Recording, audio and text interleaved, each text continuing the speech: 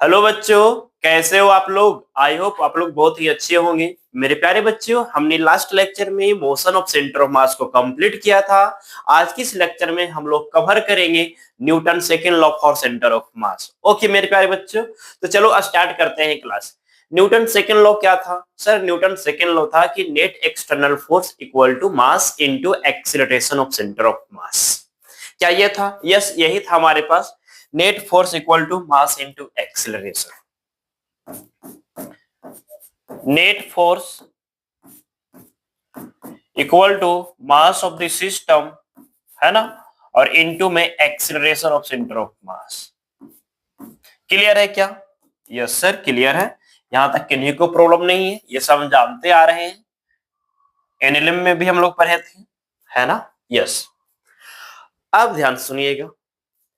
यहाँ पे जो नेट फोर्स है, इस नेट फोर्स का थोड़ा सा मीनिंग समझते हैं। यहाँ पे जो नेट फोर्स है, इस नेट फोर्स में आपका एक्सटर्नल फोर्स भी हो सकते हैं और इंटरनल फोर्स भी हो सकते हैं। टोटल इंटरनल फोर्स और टोटल एक्सटर्नल फोर्स। ओके, तो यहाँ पे हमारे पास क्या आ जाएगा, ध्यान से सुनेंगे। एक्सटर्नल फोर्स अब प्लस में इंटरनल फोर्स, ठीक है। External force plus internal force equal to mass of the system और इनटू में acceleration of centre of mass. Clear है? Yes sir. अब हमें ये बताइएगा थोड़ा सा, सर यहाँ पे ये इंटरनल फोर्स क्या है? यहाँ पे ये जो हमारे पास ये जो फोर्स है, ये क्या है? ये हमारा इंटरनल फोर्स है। इसका क्या काम है, ध्यान सुनिएगा। क्या इंटरनल फोर्स सिस्टम को एक्सीलरेशन प्रोवाइड करवाता है क्या? क्या इंटरनल फोर्स सिस्टम को एक्सीलरेट करवा सकता है क्या? क्या इंटरनल फोर्स सिस्टम को वेलोसिटी दे सकता है क्या? चलिए समझते हैं। सबसे पहले हम इंटरनल फोर्स को थोड़ा समझ लेते हैं। मेरे प्यारे बच्चों, ये हमारा जैसा कि कोई सिस्टम हो गया, ठीक है क्या? ये हमारा एक सिस्टम है, ठीक है, ये हमारा एक सिस्टम है। अब इस सिस्टम में हमने बहुत सारे पॉइंट पार्टिकल्स बना लिया। यहाँ पे पॉइंट पार्टिकल्स बना लिया, यहाँ पे, ठीक है। इस तरीके से इसमें बहुत सारे पॉइंट पार्टिकल्स होंगे। ये पूरा एक सिस्टम है जिसमें हम 3 पॉइंट बनाए हैं और ये 3 पॉइंट इस सिस्टम का हिस्सा है, ठीक है क्या? यहाँ पे पॉइंट ए नाम देते हैं, यहाँ पे पॉइंट बी नाम देते हैं, यहाँ पे पॉइंट सी नाम दे देते हैं। अब ये जो पॉइंट है, इस पॉइंट के बीच में, है ना, यानी सिस्टम के इनसाइड जो पॉइंट है, इन पॉइंट के बीच में आपस में क्या लग रहा होगा? फोर्स लग रहा होगा, ठीक है क्या? क्या लग रहा होगा? फोर्स लग रहा होगा। कुछ इस तरीके से, कुछ इस तरीके से।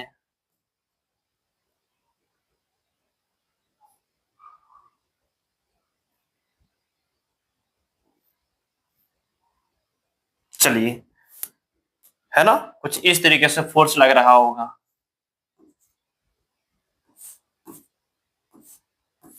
है ना, इस तरीके से फोर्स लग रहा होगा। ये फोर्स जो आएगा हमारे पास, नाम अब देना है तो दे दीजिए। इसे बोलोगे एफ ए बी, इसे क्या बोल दोगे? एफ बी ए बोल दोगे। इसको क्या बोलोगे? एफ सी बी बोल दोगे। इसे क्या बोलोगे? एफ बी सी बोलोगे। इसे बोलोगे एफ ए सी और इसको बोलोगे एफ सी, है ना। कुछ इस तरीके से फोर्स का नाम दे दोगे आप। एफ ए बी यानी कि क्या हुआ? Force on A due to B, force on B due to A, force F B C, force on B due to C, F C B, force on C due to B, F A C, F force on A due to C. इस तरीके से आप नाम दे सकते हो। यहाँ पे ये सारी फोर्स जो है हमारा, वो इंटरनल फोर्स है। सारे के सारे फोर्स क्या है? Internal force. Sir internal force क्यों है? क्योंकि ये सिस्टम के इनसाइड, सिस्टम के क्या? इनसाइड। ओके, अब ध्यान सुनिएगा। यानी यहाँ पे जितने फोर्स आपको दिख रहा है ना, वो सारे के सारे इंटरनल फोर्स हो गए। और इंटरनल फोर्स जो हमारे पास होते हैं, ध्यान सुनिएगा, खास बात यहाँ पे ये है, जो इंटरनल फोर्स जो होते हैं हमारे पास, वो हमारा म्यूचुअल इंटरेक्शन फोर्स होते हैं।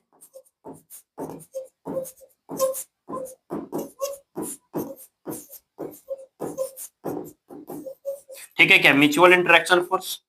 म्यूचुअल इंटरेक्शन फोर्स का मतलब मैग्नीट्यूड हमारा सेम होगा और डायरेक्शन अपोजिट हो जाएगा। इसका मतलब क्या हुआ? म्यूचुअल इंटरेक्शन फोर्स होने के कारण, यानी कि डायरेक्शन अपोजिट और मैग्नीट्यूड में इक्वल होने के कारण यहाँ पे हमारे पास नेट इफेक्ट क्या आ जाएगा, 0 आ जाएगा। यानी कि सम ऑफ इंटरनल फोर्स जो आएगा हमारे पास, सम ऑफ इंटरनल फोर्स जो आएगा हमारे पास, सम ऑफ इंटरनल फोर्स जो आएगा वो 0 आएगा। यानी कि नेट इंटरनल फोर्स क्या आ गया, नेट इंटरनल फोर्स क्या आ गया सर, नेट इंटरनल फोर्स हमारे पास 0 आ गया। अब अगर नेट इंटरनल फोर्स 0 आ गया, इसका मतलब ये क्लियर हो गया कि ये किसी भी टाइप का एक्सीलरेशन बॉडी सिस्टम को प्रोवाइड नहीं करा पाएगा। इसका मतलब नेट इंटरनल फोर्स हमारे पास क्या हो गया, 0 हो गया। इसका मतलब इसका कोई काम नहीं रहा।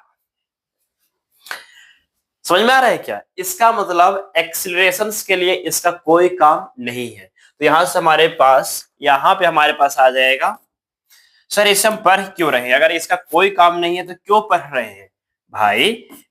ठीक है, यहाँ पे कोई काम नहीं है, ऐसा नहीं है कि इस इंटरनल फोर्स का कोई काम है ही नहीं। तो यहां से हमारे पास आ जाएगा मास ऑफ द सिस्टम और इनटू में एक्सीलरेशन ऑफ सेंटर ऑफ मास। ये हमारे पास इक्वेशंस बन करके आ गया। ठीक है क्या? चलिए असली कहानी तो अब स्टार्ट करेंगे। असली कहानी तो अब स्टार्ट होगी।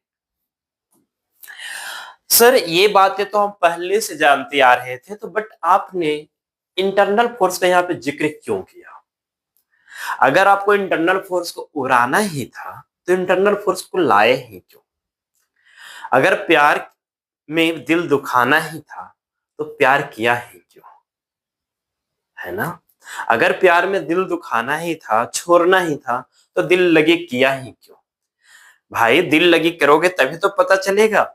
हम ये नहीं कह रहे हैं कि दिल दुखाना है, दिल लगी करोगे तभी तो पता चलेगा कि दिल लगाने के बाद मजा मिलता है, सजा मिलता है। यहाँ भी वही चीजें हैं। जो इंटरनल फोर्स है हमारे पास, जो हमारे पास इंटरनल फोर्स है, इसका यहाँ पे लाने से हमें ये पता चला पहला कि ये एक्सेलरेशन पे कोई भी इफेक्ट नहीं डाल पाएगा। ओके सर, क्या और कुछ कर सकता है? यस कर सकता है। क्या कर सकता है? ध्यान सुनिएगा। इंटरनल फोर्स जो है हमारे पास, वो सिस्टम के इनसाइड काइनेटिक एनर्जी में चेंज ला सकता है, एनर्जी में चेंज ला सकता है। सर वो कैसे? ध्यान सुनिएगा। यहाँ पे इनसाइड जो हमारे पास जो पार्टिकल्स है, जिनके बीच में म्यूचुअल इंटरेक्शन फोर्स हमारे पास जो एक्ट हो रहे हैं, ठीक है, वो हमारा नेट इंटरनल फोर्स 0 है। लेकिन इस नेट इंटरनल फोर्स 0 होने के कारण इसके मतलब इनसाइड वाला जो पार्टिकल्स है ना, सिस्टम के इनसाइड का जो पार्टिकल्स है वो मूव कर जाएगा। वो क्या करेगा? मूव करेगा। क्लियर है क्या? नेट फोर्स 0 है बट वो मूव कर जाएगा ना। क्या फोर्स 0 रहता है तो मूव नहीं करता है? अरे भाई कांस्टेंट वेलोसिटी से मूव कर जाएगा। तो ये क्या करेगा? इंटरनल पार्टिकल्स जो है वो मूव करेगा। और जब इंटरनल पार्टिकल मूव करेगा तो क्या आ जाएगा? वहां पे काइनेटिक एनर्जी आ जाएगी। क्या आ जाएगी? Kinetic energy. यानी एक चीज तो यहाँ पे क्लियर हो गया कि इंटरनल फोर्स जो है वो सिस्टम को एनर्जी प्रोवाइड करा देगा। समझ में आ रहा है क्या? इंटरनल फोर्स सिस्टम को क्या प्रोवाइड करेगा? एनर्जी। और ये जो छोटी सी जो कॉन्सेप्ट हमने बताया है ना, ये बहुत ही खतरनाक कॉन्सेप्ट होगा। आपको आगे चल करके जब क्वेश्चंस बनाओगे ना एनर्जी कंजर्वेशन पे, तो वहां पे सारी चीजें आएंगी। ठीक है ना? जब जब आप क्या करोगे, LHS इक्वल टू RHS नहीं आएगा। सपोज दैट एक ऐसा क्वेश्चन आप सोल्व कर रहे हो जिसमें टोटल एनर्जी 0 है, लेकिन इनिशियल में फाइनल एनर्जी 0 नहीं है, मतलब क्या हुआ? तो वहां पे इंटरनल एनर्जी आ जाएगा। क्या आ जाएगा? इंटरनल एनर्जी आएगा। और वो इंटरनल एनर्जी कौन, यानी कि सिस्टम का जो एनर्जी है वो कौन दे रहा है? इंटरनल फोर्स दे रहा है। कौन फोर्स दे रहा है? इंटरनल फोर्स दे रहा है। अब यहाँ पे हमें ये बताना है आपको, ठीक है ना, अब हमें आपको ये बताना है कि क्या यहाँ पे जो इंटरनल फोर्स के कारण जो एनर्जी आ रहा है, क्या इस एनर्जी को कैलकुलेट किया जा सकता है? यस किया जा सकता है। जैसे कि देखो ध्यान से, यहाँ पे हमने एक सिस्टम बनाया, हमने एक सिस्टम बना लिया। ठीक है, चलिए ध्यान दीजिएगा। रेड से नहीं लेंगे, व्हाइट ले लेते हैं।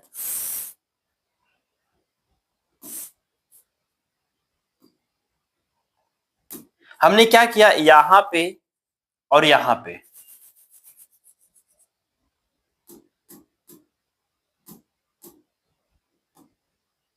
डॉटेड लाइन लेंगे। तो आप लोगों को लगेगा कि सर ने रॉड लिया है, ठीक है ना, इसीलिए। यहाँ पे और यहाँ पे दो चार्ज पार्टिकल है जिसकी मास हमारा सेम है, ठीक है क्या। अब यहाँ पे इसकी चार्ज प्लस क्यू है और इसकी चार्ज हमारे पास माइनस क्यू है। थोड़ा सा ध्यान दीजिएगा, क्लास 12th का कॉन्सेप्ट थोड़ा सा यूज करेंगे, वैसे आप लोग जानते होंगे। ये मास सेम, यहाँ भी मास सेम, इसकी भी इनिशियल वेलोसिटी हमारा 0 है और इसकी भी इनिशियल वेलोसिटी हमारा क्या है, 0 है। Is it clear? यस। आप ध्यान सुनिएगा, इनके बीच में क्या लगेगा सर, इनके बीच में हमारे पास फोर्स लगेगा, इनके बीच में क्या लग जाएगा, फोर्स लगेगा। क्लियर है? इनके बीच क्या लगेगा, फोर्स लगेगा। कौन सा फोर्स लगेगा, इनके बीच में हमारा, इनके बीच में जो फोर्स लगेगा उसका नाम होगा इलेक्ट्रिक फोर्स। कैसा force, electric force. F A हमारा क्या हो गया, इलेक्ट्रिक फोर्स हो गया। हमें थोड़ा बताएंगे आप लोग, क्या ये इलेक्ट्रिक फोर्स, क्या ये इलेक्ट्रिक फोर्स हमारा इंटरनल फोर्स है, क्या ये इलेक्ट्रिक फोर्स हमारा इंटरनल फोर्स है? यस, ये इलेक्ट्रिक फोर्स हमारा इंटरनल फोर्स है।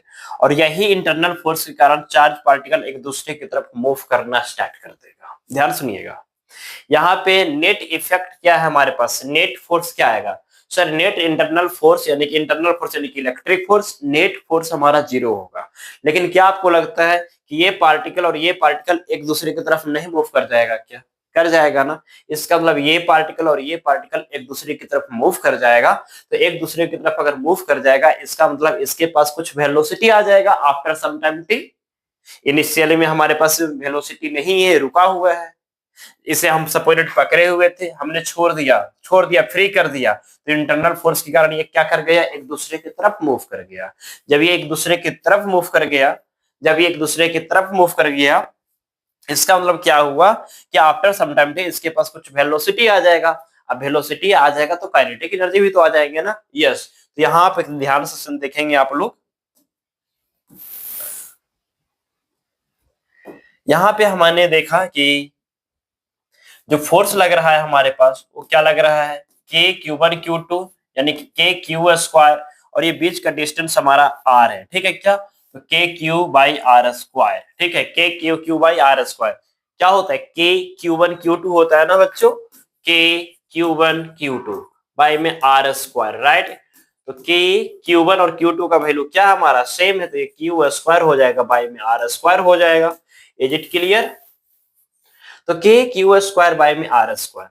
अब इस फोर्स के कारण बॉडी, इस फोर्स के कारण यहाँ पे कुछ एक्सीलरेशन आ जाएगा। किसके पास एक्सीलरेशन आ जाएगा, किसके पास एक्सीलरेशन आ जाएगा, इंडिविजुअल बॉडी के पास आ जाएगा, ठीक है क्या। इंडिविजुअल पार्टिकल के पास एक्सीलरेशन आएंगे, वो कितना आएंगे, फोर्स अपॉन मास एम आएगा।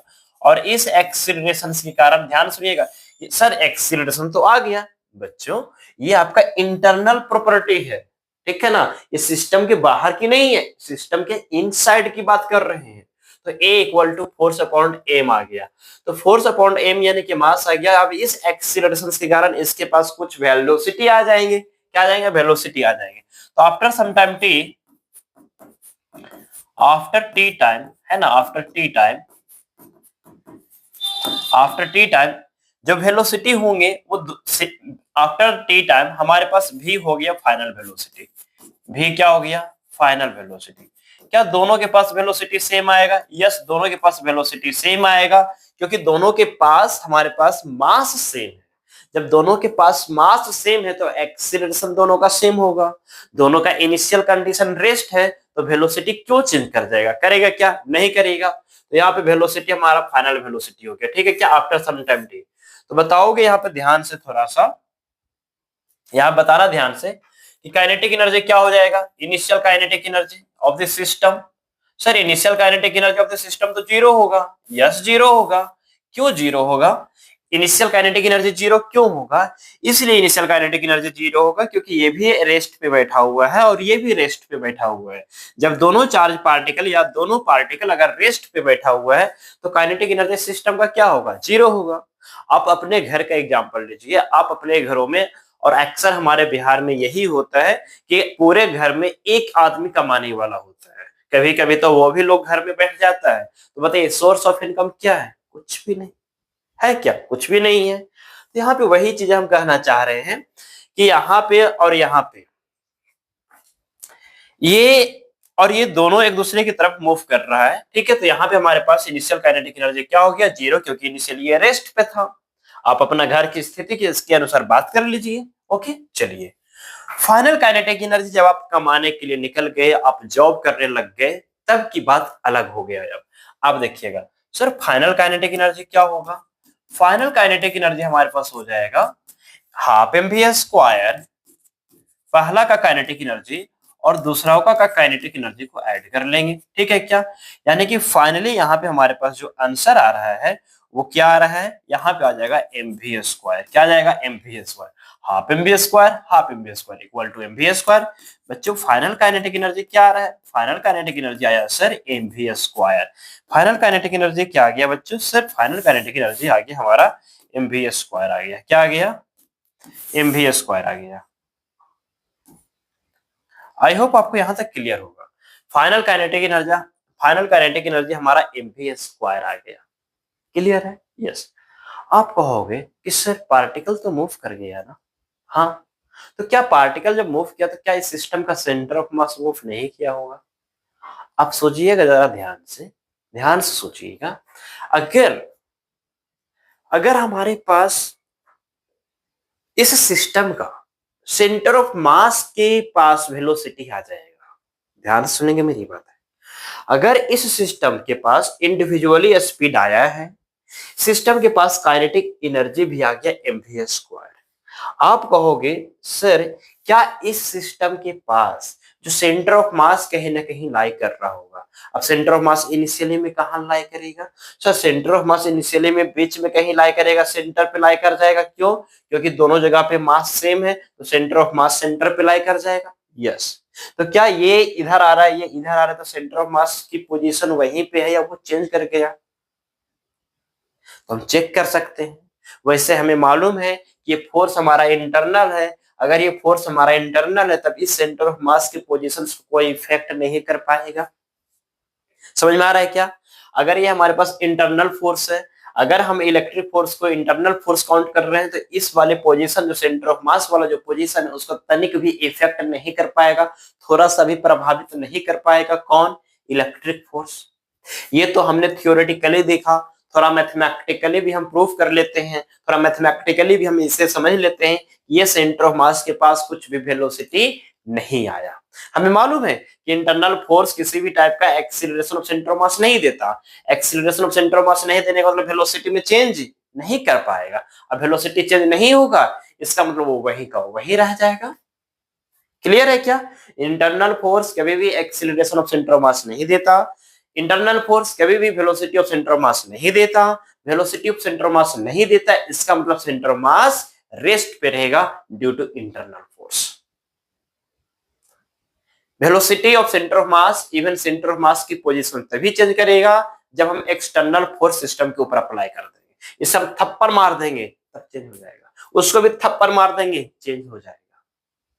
लेकिन इन दोनों को फ्री छोड़ देंगे, लैला मजनू को, तो कुछ नहीं चेंज होगा। ठीक है क्या। चलिए देख लेते हैं हम लोग।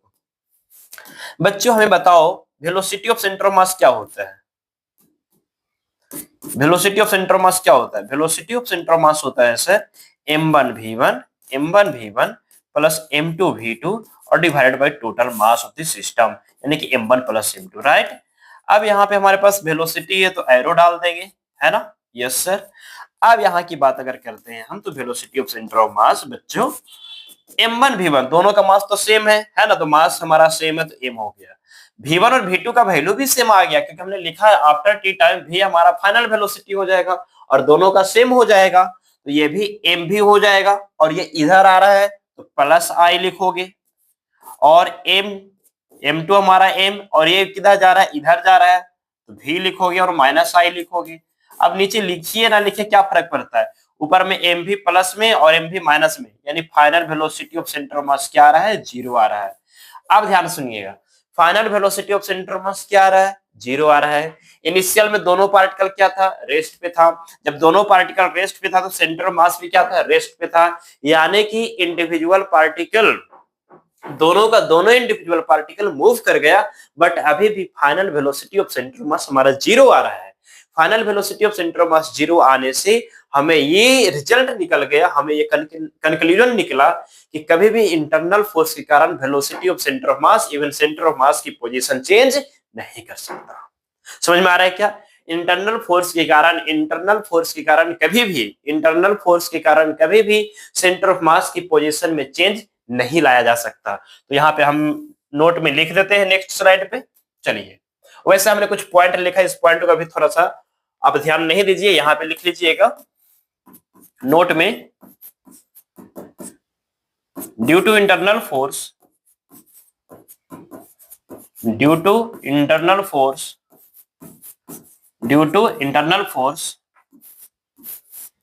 है ना, due to internal force velocity of centre of mass change नहीं करेगा, velocity of centre of mass change नहीं करेगा।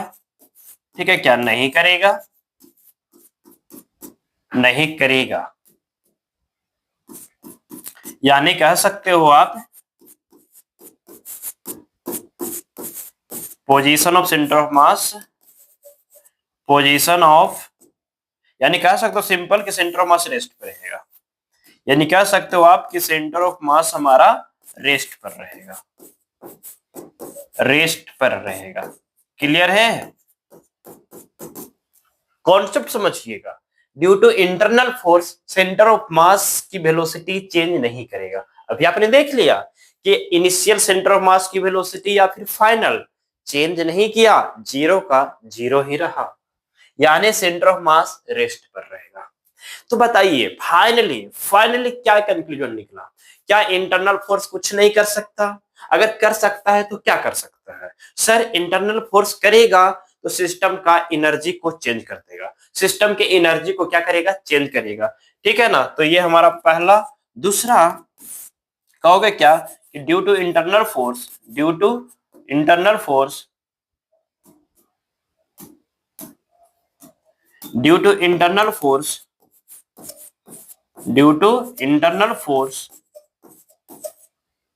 एनर्जी ऑफ सिस्टम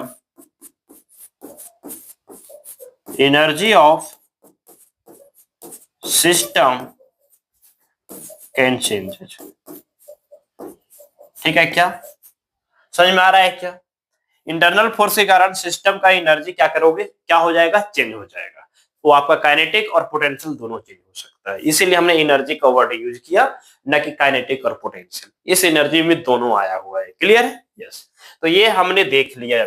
अब इस पॉइंट के बारे में थोड़ा सा समझ लेते हैं। चलिए ध्यान सुनिएगा। ये पॉइंट समझने से पहले हमें ये बताइए क्या इस सिस्टम में हमारे पास नेट मोमेंटम क्या होगा? सर, नेट मोमेंटम हमारा 0 होगा। क्यों बच्चा? ये इधर जा रहा है पी मोमेंटम से, ये भी इधर आ रहा है पी मोमेंटम से, तो नेट मोमेंटम क्या हो जाएगा? 0। क्यों? मोमेंटम वेक्टर क्वांटिटी होते हैं, तो नेट मोमेंटम क्या हो जाएगा? 0। यानी कि ये चीजें क्लियर हो गया कि एक ऐसे सिस्टम है जिसके पास काइनेटिक एनर्जी तो है बट मोमेंटम नहीं है। इस सिस्टम के पास नेट मोमेंटम नहीं है बट काइनेटिक एनर्जी है ना? तो यहां पे हमने वही चीज लिखा था, a system of particles can have kinetic energy without having linear momentum. बिना लीनियर मोमेंटम के काइनेटिक एनर्जी पॉसिबल हो सकता है। It is not possible a system of particles can have momentum without having kinetic energy. यानी कि ऐसा कोई भी सिस्टम पॉसिबल नहीं हो सकता है जहां पे बिना काइनेटिक एनर्जी का मोमेंटम हो जाए। पॉसिबल नहीं है। क्यों? अरे भैया, मोमेंटम के लिए क्या चाहिए? वेलोसिटी। काइनेटिक एनर्जी के लिए क्या चाहिए? स्पीड चाहिए। क्या चाहिए? स्पीड। तो पार्टिकल्स के पास स्पीड होगा नहीं तो वेलोसिटी कहां से आएगा? और वेलोसिटी नहीं आएगा तो मोमेंटम कहां से होगा? लेकिन हाँ, ये चीजें सही है कि वेलोसिटी आ गया तो काइनेटिक एनर्जी आएगा, लेकिन मोमेंटम नहीं आ सकता। Is it clear? क्लियर है? चलिए तो आगे चलते हैं। अभी तक हमने देखा कि नेट फोर्स क्या है। नेट फोर्स में इंटरनल फोर्स, एक्सटर्नल फोर्स दोनों आए। नेट फोर्स में इंटरनल फोर्स का काम क्या था? नेट फोर्स में इंटरनल फोर्स का काम था कि सिस्टम का एनर्जी को चेंज कर देना। वो किसी भी तरीके से वेलोसिटी ऑफ सेंटर ऑफ मास यानी कि एक्सीलरेशन ऑफ सेंटर ऑफ मास या फिर फाइनली आप कह सकते हो कि पोजीशन ऑफ सेंटर ऑफ मास पे कोई भी अफेक्ट नहीं कर पाएगा। क्लियर है? चलिए तो आगे चलते हैं हम लोग। नेक्स्ट चलिए आप ध्यान से सुनिएगा, जैसे कि यहाँ पे हमने कुछ क्वेश्चंस दिया है, ठीक है ना। तो इस क्वेश्चन से पहले थोड़ा सा टर्म आपको समझाने की कोशिश करेंगे, ठीक है। जैसे देखिएगा ध्यान से, हमें मालूम है कि एक्सीलरेशन ऑफ सेंटर ऑफ मास हम इस तरीके से निकालते थे। एक्सीलरेशन ऑफ सेंटर ऑफ मास हम निकालते थे m1 a1 है ना, प्लस में m2 a2 प्लस में m3 a3, इस तरीके से आप निकालते थे। चलिए ज्यादा क्यों लिखे, इस तरीके से निकालते थे और डिवाइडेड बाय टोटल मास, यानी कि m1 प्लस m2, जितने भी सिस्टम में मास है वो सारा मास यहाँ पे आप लिखते थे। क्लियर है? आप ध्यान सुनिएगा। अभी आपने क्या पढ़ा, अभी हमने पढ़ा कि सर नेट एक्सटर्नल जो फोर्स था, है ना, नेट एक्सटर्नल जो फोर्स था वो क्या था, मास of the system into acceleration of centre of मास। यानी कि एक्सीलरेशन ऑफ सेंटर ऑफ मास आप क्या लिख सकते हो, नेट एक्सटर्नल फोर्स है ना, नेट एक्सटर्नल फोर्स अपॉन में total mass of the system. Clear है? Yes sir.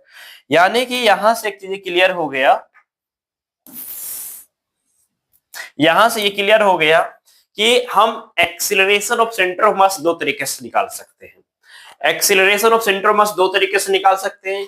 किसी भी सिस्टम का इंडिविजुअल पार्टिकल का अगर एक्सीलरेशन हमें मालूम रहेगा तो बाय दिस फार्मूला हम एक्सीलरेशन ऑफ सेंटर ऑफ मास निकाल लेंगे। अगर हमारे पास बॉडी के ऊपर नेट फोर्स मिल गया, बॉडी का इंडिविजुअल एक्सीलरेशन हमें नहीं दिख रहा है, वैसे हम बॉडी का इंडिविजुअल एक्सीलरेशन निकाल सकते हैं। लेकिन मान लेते हैं कि एक ऐसा सिस्टम हमारे पास आ जाता है जहां पे हमें इंडिविजुअल बॉडी के ऊपर एक्सीलरेशन नहीं दिख रहा है, नेट फोर्स दिख रहा है, तब क्या करेंगे, सिस्टम का सेंटर ऑफ मास का एक्सीलरेशन निकालने के लिए नेट फोर्स अपॉन में टोटल मास। समझ में आ रहा है क्या?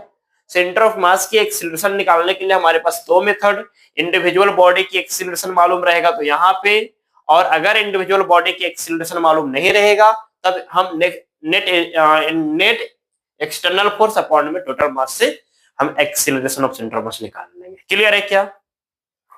क्लियर है? अगर क्लियर है तो चलिए आगे चलते हैं।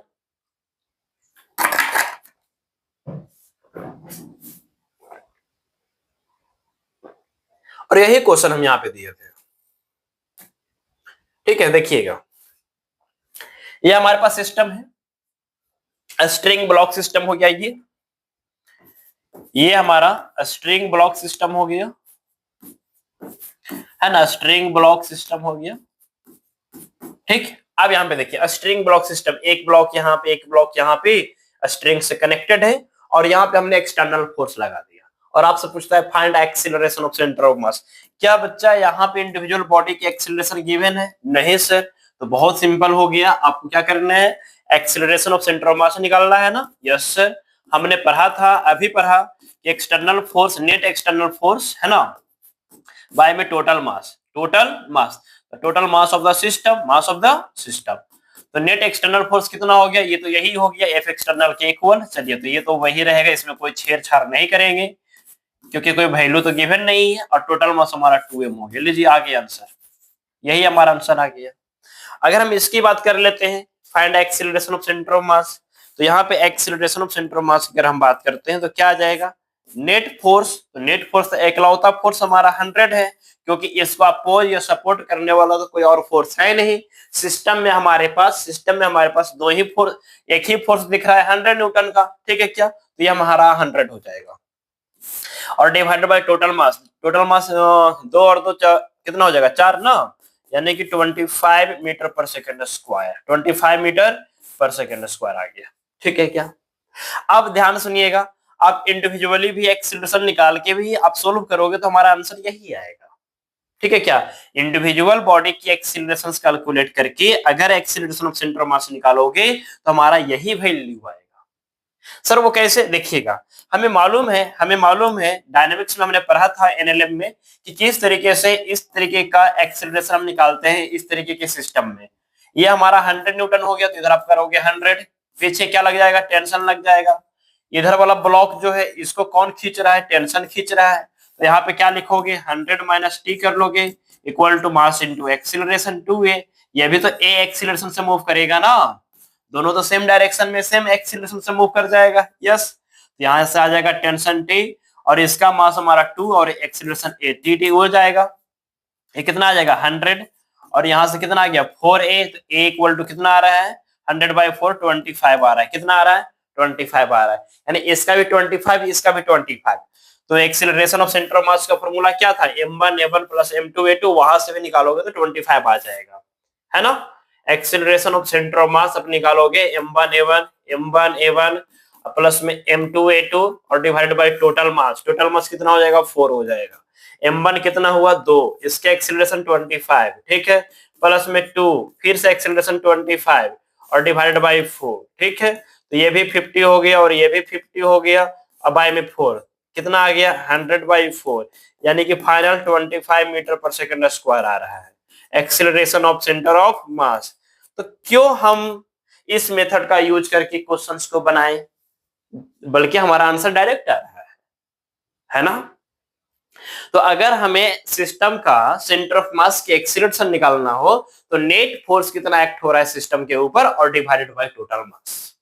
आप देख रहे हो यहां से भी हमारे पास आंसर वही आ रहा है, आंसर हमारा अलग नहीं हुआ।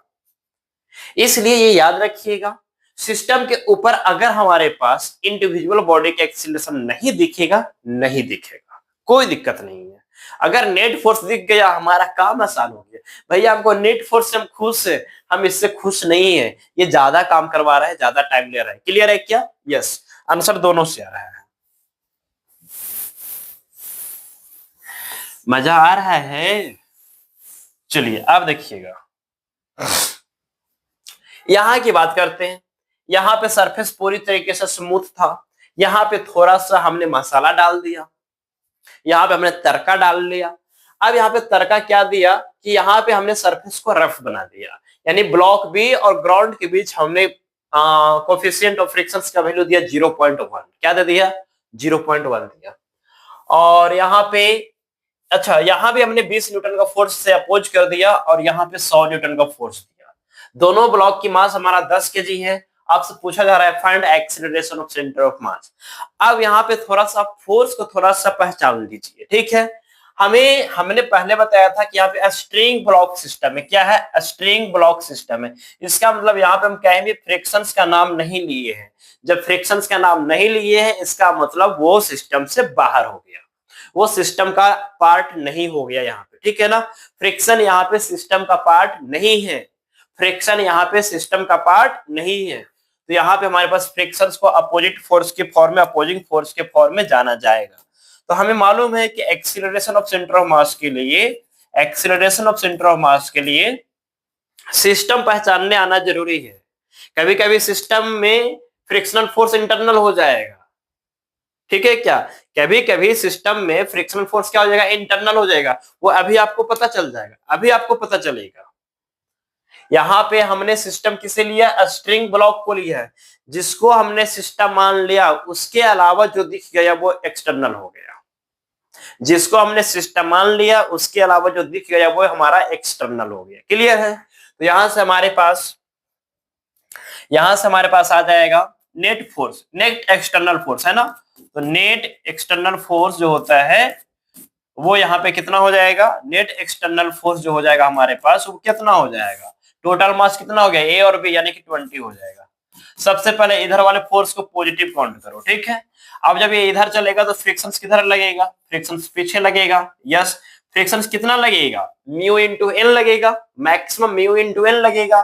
तो म्यू का वैल्यू हमारे पास 0.1 और म्यू इंटू एन, एन हमारा किसके इक्वल आ जाएगा? mg के इक्वल आ जाएगा, है ना। एन किसके इक्वल आ जाएगा? mg के इक्वल, mg। और m क्या हमारा 10 है, g क्या हो जाएगा? 10 हो जाएगा, यानी कि ये 100 हो जाएगा। तो 100 0.1 इंटू में 100, ठीक है। ये इस डायरेक्शन में और ये इस डायरेक्शन में, तो इधर वाले को पॉजिटिव इधर वाले को नेगेटिव। और एक और फोर्स लग रहा है सिस्टम के ऊपर इस डायरेक्शन में, हमारे पास कितना 20 न्यूटन का, तो -20 और डिवाइडेड बाय टोटल मास यानी कि 20। अब सोल्व कर लीजिए। अब क्या बचा? ये हमारा 100 हो जाएगा और ये हमारा कितना हो जाएगा बच्चा? 10 ना, और ये हमारा 20 और डिवाइडेड बाय 20। क्लियर है? तो यहां से हमारे पास हो जाएगा 100 माइनस 10 माइनस 20, दैट मीन्स यहाँ पे हो जाएगा क्या 70 हो जाएगा क्या, यस सर, अब आई में 20, जीरो से जीरो कैंसिल हो जाएगा, 7/2 और 7/2 यानी कि 3.5 मीटर पर सेकेंड स्क्वायर। अब देखना जरा ध्यान से, ये 3.5 मीटर पर सेकेंड स्क्वायर जो रिजल्ट है वो प्लस आया कि माइनस आया, प्लस आया। इसका मतलब एक्सीलरेशन ऑफ सेंटर ऑफ मास इस डायरेक्शन में मूव करेगा और पूरा का पूरा सिस्टम भी इसी डायरेक्शन में मूव करेगा। बताओ समझ में आ रहा है क्या, समझ में आ रहा है क्या? Yes sir. तो आगे चले, चले आगे, मजा आ रहा है ना?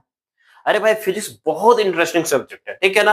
और अभी तो हमने सीरीज भी स्टार्ट किया है ना, अभी तो हमने सीरीज भी स्टार्ट किया है संकल्प नीट 2026 का, है ना। उसमें पूरी तरीके से और अच्छे से पूरी तरीके से जीरो लेवल से यानी कि बेसिक मैथमेटिक्स से लेकर के पूरा नीट तक को कवर करेंगे। अगर नीट की लेवल यहाँ पे तो जेई के लेवल तक के पहुंचाएंगे आपको। हम पूरा का पूरा उतना हम पूरी की थ्योरी नहीं पढ़ाएंगे, पूरा डेरिवेशन नहीं कराएंगे, क्वेश्चंस किस तरीके से लगाया जाता है इस बात पे हम फोकस करेंगे, ठीक है क्या। थ्योरी तो सभी लोग पढ़ते हैं, ऐसी बात नहीं है कि थ्योरी नहीं बताएंगे, बेसिक्स तो हमने बताया, बेसिक से लेकर के आपको जेई लेवल तक पहुंचा देंगे, ठीक है क्या। हम आपको ये नहीं बोलेंगे कि हम आपको बता रहे हैं, नहीं नहीं, हम आपको सिखाएंगे कि किस तरीके से क्वेश्चंस बनाया जाता है, ठीक है ना, किस तरीके से हम अपने कॉन्सेप्ट को यूज करें। बहुत सारे बच्चों को यही प्रॉब्लम होता है, कॉन्सेप्ट तो पढ़ लेते हैं बट कॉन्सेप्ट का यूज कैसे करें यही नहीं समझ में आता। तो कॉन्सेप्ट पढ़ना अलग बात है, कॉन्सेप्ट का यूज करना अलग बात है, दूसरी बात हो जाता है। तो कॉन्सेप्ट का यूज करना सीखिए, एप्लीकेशंस मिलाना सीखिए, ये नहीं कि उसे अचार डालना है, नहीं नहीं, अचार नहीं डालना है, उसका यूज करना है, ठीक है क्या। चलिए आगे चलते हैं। ये हमारे पास था स्प्रिंग ब्लॉक सिस्टम। अब नेक्स्ट हमारे पास आएगा स्प्रिंग ब्लॉक सिस्टम। क्या आएगा? Spring block system. यहाँ पे आप देख पा रहे हो ये हमारा स्प्रिंग ब्लॉक सिस्टम हो गया। क्या हो गया? Spring block system. तो यहाँ भी हमारे पास acceleration of centre of mass निकालना है। तो ये स्प्रिंग और ये ब्लॉक, तो यहाँ पे सिस्टम में कौन कौन आएगा? स्प्रिंग ब्लॉक सिस्टम हो गया। क्या हो गया? स्प्रिंग ब्लॉक सिस्टम हो गया, स्प्रिंग ब्लॉक सिस्टम हो गया। क्लियर है? Yes sir. तो acceleration of centre of mass अगर निकालना हो बच्चा तो क्या करना है सर? नेट फोर्स हमें मिल गया, एक्सटर्नल फोर्स यही है, तो एक्सटर्नल नेट यही हो गया हमारे पास, ठीक है। और divided by total mass, total mass हो गया 2m। लीजिए ये आंसर आ गया, ठीक है क्या। यहाँ की अगर हम बात करें तो एक्सीलरेशन ऑफ सेंटर ऑफ मास हमारे पास आ जाएगा 75 नेट फोर्स और डिवाइडेड बाय टोटल मास यानी कि 15, है ना। यानी कि हमारे पास कितना आ जाएगा? 3 मीटर, 3 की 5 आ जाएगा, 5 ही आएगा ना। यस, 5 मीटर पर सेकेंड स्क्वायर। किधर? आई कैप। नेक्स्ट देखते हैं यहाँ पे क्वेश्चन क्या कहता है। यहाँ पे 5 kg का ब्लॉक है, वहां पे 10 kg का ब्लॉक है। और अच्छा, यहाँ पे ऐसा कहा जा रहा है कि इस ब्लॉक की इंडिविजुअल एक्सीलरेशन गिवन है 5 मीटर पर सेकेंड स्क्वायर, ठीक है। आपसे पूछा जा रहा है acceleration of centre of mass और A2, ठीक है। आप A2 निकाल लीजिए और एक्सीलरेशन ऑफ सेंटर ऑफ मास निकाल लीजिए। क्लियर है? यस। तो यहां से आप एक्सीलरेशन ऑफ सेंटर ऑफ मास निकाल लीजिए। एक्सीलरेशन ऑफ सेंटर ऑफ मास किस तरीके से निकलता है, ठीक है क्या? नेट फोर्स, तो नेट फोर्स तो हमारे पास इकलौता फोर्स है 75, ठीक है। और डिवाइडेड बाय टोटल मास 15, यानी कितना आ गया? कितना आ गया हमारे पास? ये 5 आ गया।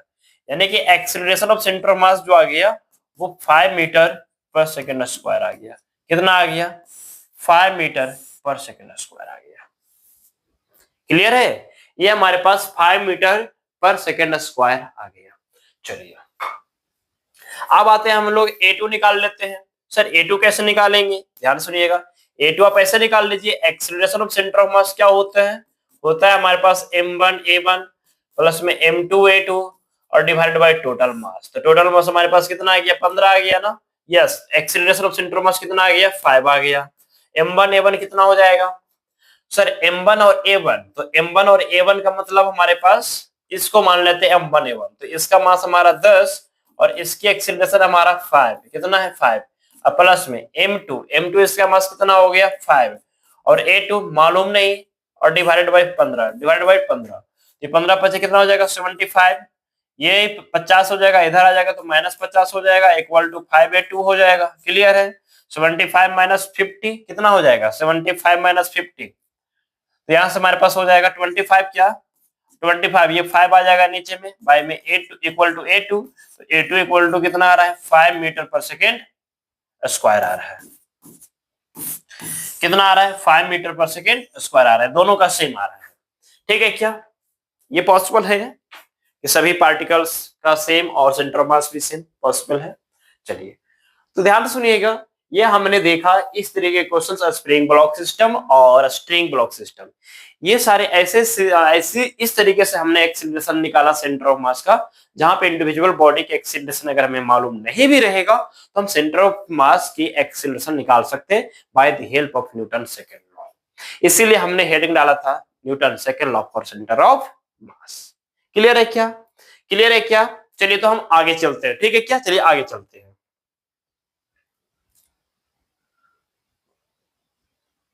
देखिएगा क्या है क्वेश्चंस, क्वेश्चंस कहता है कि दो पार्टिकल है हमारे पास, ध्यान सुनिएगा, दो पार्टिकल हमारे पास ए और बी है, ठीक है, दो पार्टिकल्स हमारे पास ए और बी, इनिशियली एट रेस्ट, दोनों रेस्ट पे है, move towards each other under mutual force of attraction, जैसे कि अभी हमने देखा इलेक्ट्रिक फोर्स में, है ना, इलेक्ट्रिक फोर्स में भी हमने देखा, क्या देखा कि यहाँ पे दो पॉइंट चार्ज है, दोनों एक दूसरे की तरफ क्या कर रहा है, मूव कर रहा है। At a distance, when the speed of A is v, the speed of B is 3v, the speed of center of अरे भैया जीरो।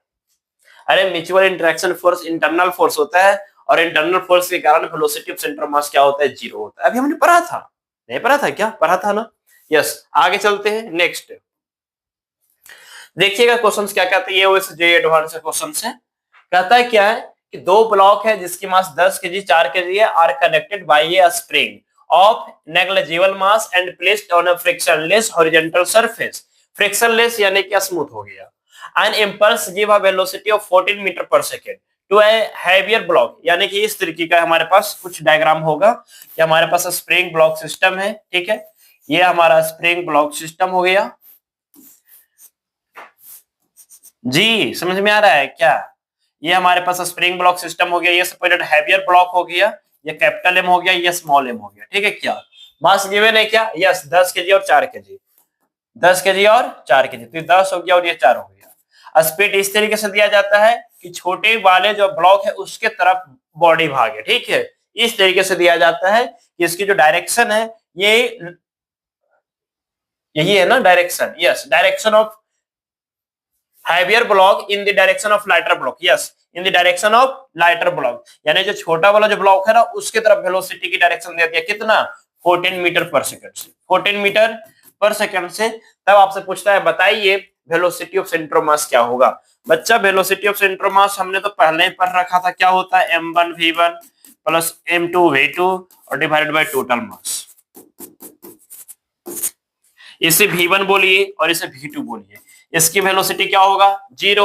सर की जीरो क्यों, स्प्रिंग, ध्यान सुनिएगा, स्प्रिंग तुरंत रिएक्ट नहीं करता, स्प्रिंग तुरंत रिएक्ट नहीं करता, और यहां पे क्या है कि आपको तुरंत पूछा जा रहा है, ठीक है क्या। चलिए the velocity of centre of मास, जिस टाइम पे इसे आपने इंपल्स दिया at that time at that instant velocity of centre of mass क्या होगा, ठीक है क्या। तो वेलोसिटी ऑफ सेंटर ऑफ मास हमारे पास हो जाएगा m1 v1 plus m2 v2, तो m1 v1 क्या है, m1 हमारे पास 10 है और v1 हमारे पास 14 हो गया, ये हमारा जीरो हो जाएगा क्योंकि इसलिए v2 का वैल्यू जीरो है, डिवाइडेड बाय कितना हो जाएगा टोटल मास 14 हो जाएगा। क्लियर है, तो ऊपर में वो आ जाएगा 114, नीचे में आ जाएगा 14, डेट मींस आंसर आ जाएगा 10। कितना आ जाएगा 10। क्या कोई ऑप्शन है, option C, option number C यहाँ पे हमारे पास सही ऑप्शन होंगे, ठीक है क्या।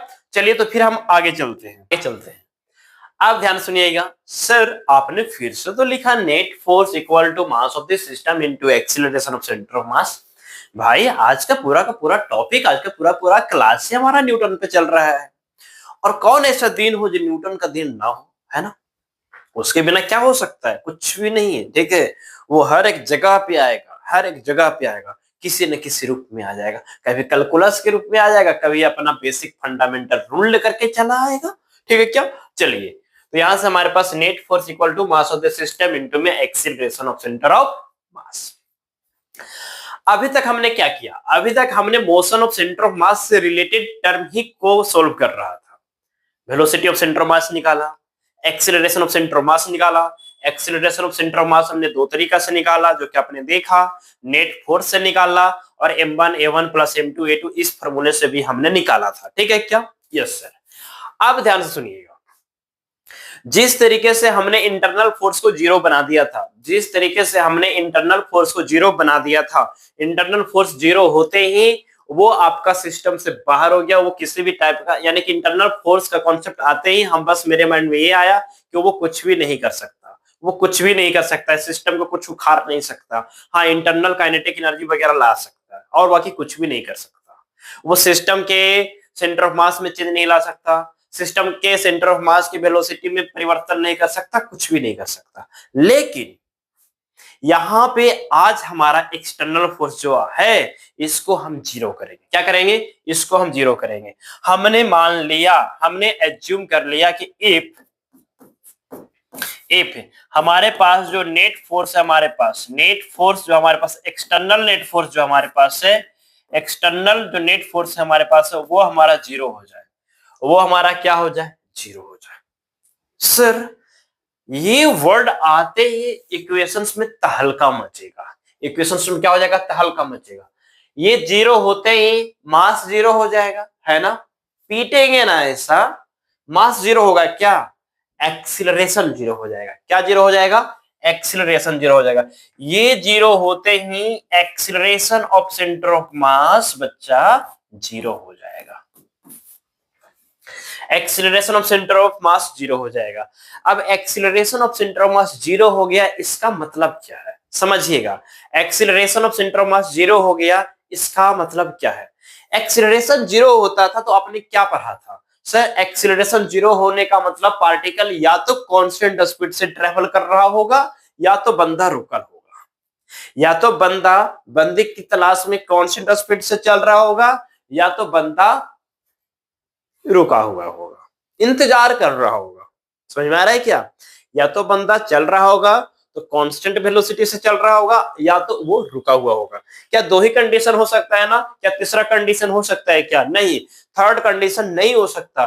थर्ड कंडीशन कभी नहीं हो सकता। जब भी होगा जब हमारे पास दो ही कंडीशन होगा। पहला, या तो वो हमारे पास पार्टिकल पूरी तरीके से रेस्ट पे रहे या फिर अपना वेलोसिटी कांस्टेंट रखे, यही दो कंडीशंस हो सकता है। इसके अलावा कोई तीसरा कंडीशन नहीं पैदा नहीं है। समझ में आ रहा है कि नहीं आ रहा है? आ रहा है ना?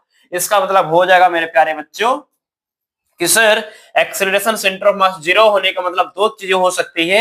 एक्सेलरेशन हमारे पास जीरो होने का मतलब दो चीजें हो सकती है, या तो हमारे पास velocity of centre of mass constant हो या तो velocity of centre of mass हो ही ना।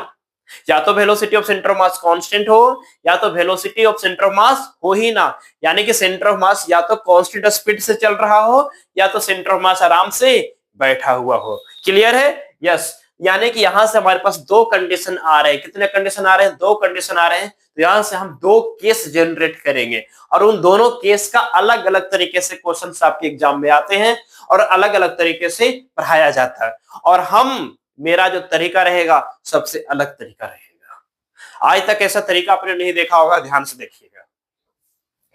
यहां से हमने क्या किया? यहां से हमने क्या किया? दो पार्ट बनाया। यहां से हमने दो पार्ट बनाया। ठीक है क्या? दो पार्ट बनाया, पार्ट 1 और पार्ट 2। पार्ट 1 और पार्ट 2 हमने बना लिया। क्लियर है क्या? हमने पार्ट 1 और पार्ट 2 बनाया। सर ये पार्ट में क्या करोगे आप? पार्ट में क्या करोगे? देखो क्या करते हैं।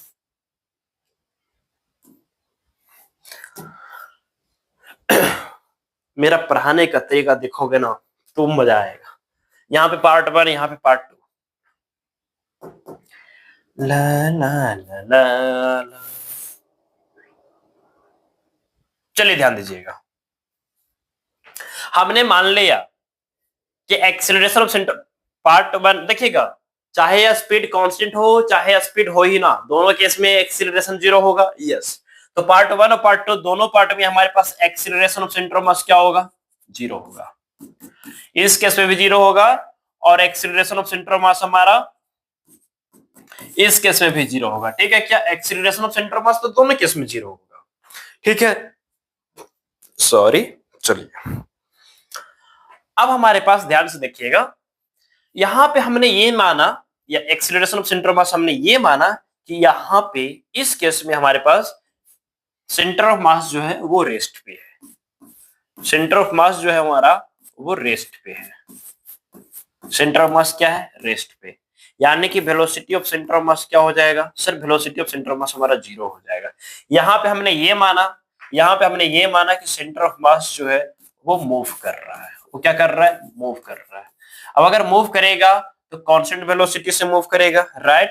अगर वो मूव करेगा तो वो कांस्टेंट वेलोसिटी से मूव करेगा, है ना? सेंटर ऑफ मास मूव कर रहा है, सेंटर ऑफ मास अगर मूव कर रहा है इसका मतलब वो कांस्टेंट वेलोसिटी से मूव कर रहा होगा, है ना? इसकी जो वेलोसिटी होगा यहाँ पे, इसकी जो वेलोसिटी होगा यहाँ पे, वो क्या होगा? वो आपका कांस्टेंट होगा। वेलोसिटी क्या हो जाएगा? कांस्टेंट। क्लियर है क्या? अगर सेंटर ऑफ मास मूव कर रहा होगा तो वेलोसिटी क्या होगा? कांस्टेंट होगा। तभी तो कांस्टेंट का डिफरेंशिएशन करते हो तो हमारा क्या आता है? रिजल्ट 0 आता है, राइट? यानी कि यहाँ पे हमारे पास acceleration of centre of mass 0 होगा। Acceleration of centre of mass 0, यानी कि ध्यान सुनिएगा, एक्सीलरेशन का मतलब होगा velocity of centre of mass, ठीक है, बाय में dt। और ये वाला फैक्टर क्या हो गया? 0। तो ये 0 होते ही ये dt 0 हो जाएगा, तो d भी क्या आ जाएगा? 0। और डी भी 0 और चेंज इन वेलोसिटी 0। अब ये हमारा क्या गया? Change in velocity of centre of mass. D भी मतलब चेंज इन वेलोसिटी, तो चेंज इन वेलोसिटी हमारे पास क्या आ जाएगा? 0। यानी कि इसका मतलब हुआ कि वेलोसिटी जो होगा सेंटर ऑफ मास का इनिशियल वेलोसिटी और सेंटर ऑफ मास का फाइनल वेलोसिटी हमारा क्या हो जाएगा? सेम हो जाएगा। ये हम नहीं कह रहे, ये आपका न्यूटन का थ्योरम कह रहा है, न्यूटन का कॉन्सेप्ट कह रहा है, ठीक है क्या?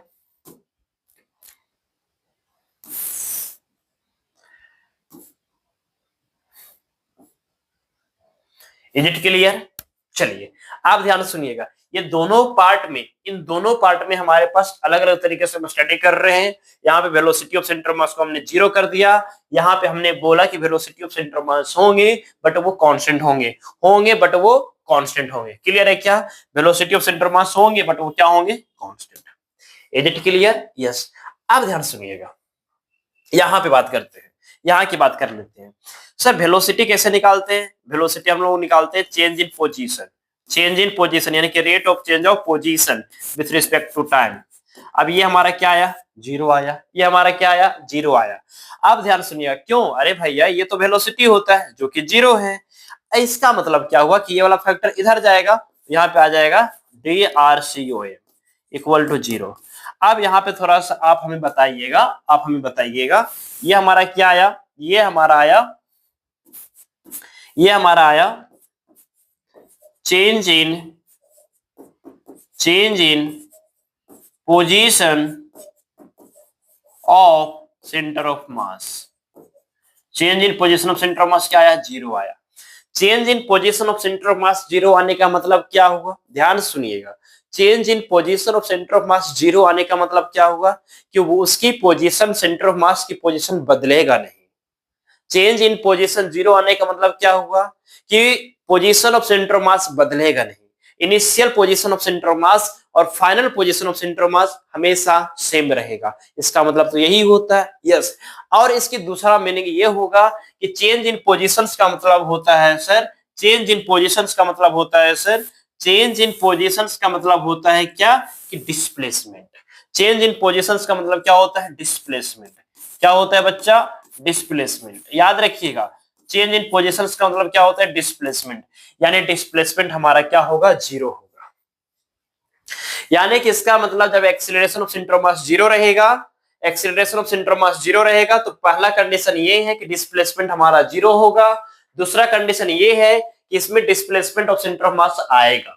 क्यों? इसमें वेलोसिटी जो आया, इसमें बदलेगा, सेंटर ऑफ मास की पोजीशन इसमें बदलेगा, लेकिन इसमें सेंटर ऑफ मास की पोजीशन नहीं बदलेगा। इसका मतलब acceleration of centre of mass अगर 0 हो रहा है तो आपके सामने दो तरीके से क्वेश्चंस आएंगे, एक ये वाला और एक ये वाला, ठीक है क्या?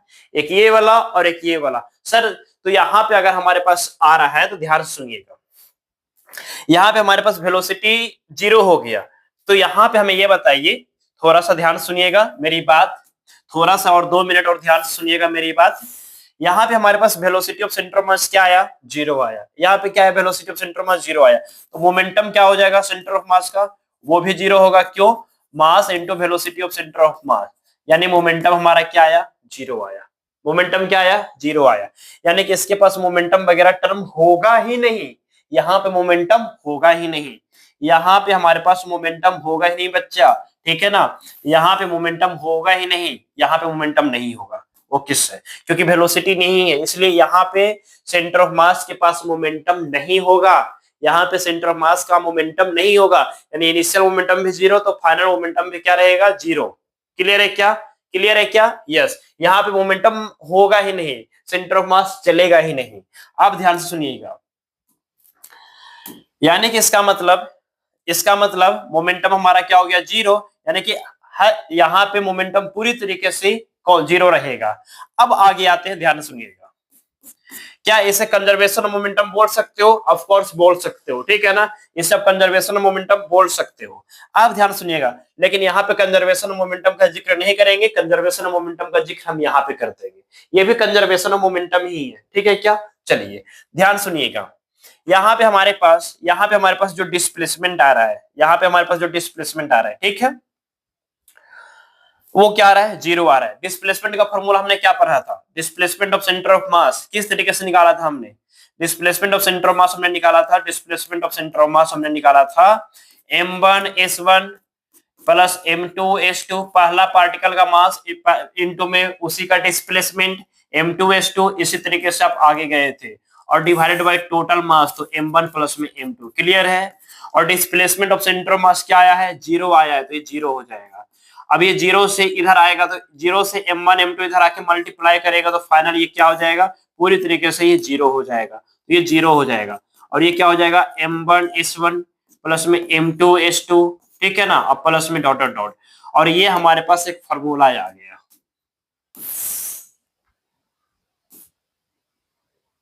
ये हमारा एक इंपॉर्टेंट फॉर्मूला आ गया, ठीक है, बहुत ही इंपॉर्टेंट फॉर्मूला है, इसे अपने पास रखिएगा, ठीक है क्या, इसे अपने पास रखिएगा, ठीक है क्या, बहुत ही इंपॉर्टेंट फॉर्मूला है, अपने पास रखिएगा। m1s1 plus m2s2 plus m3s3, जितने पार्टिकल्स रहेंगे उन सभी पार्टिकल का मास और उन सभी पार्टिकल के डिस्प्लेसमेंट को मल्टीप्लाई करके जो रिजल्ट आएगा वो जीरो के इक्वल हो जाएगा। सर इससे क्या फायदा, अरे भैया क्वेश्चंस बनाएंगे, फायदा ही फायदा होगा, ठीक है क्या। चलिए क्लियर है, चलिए अब यहाँ पे थोड़ा सा देख लेते हैं, माइक काम कर रहा है, चलिए कर रहा है, ध्यान दीजिएगा, यहां की बात कर लेते हैं। यहां पे मोमेंटम क्या होगा, यहां पे मोमेंटम होगा P equal to m into V C O M, ठीक है क्या, सी ओ एम।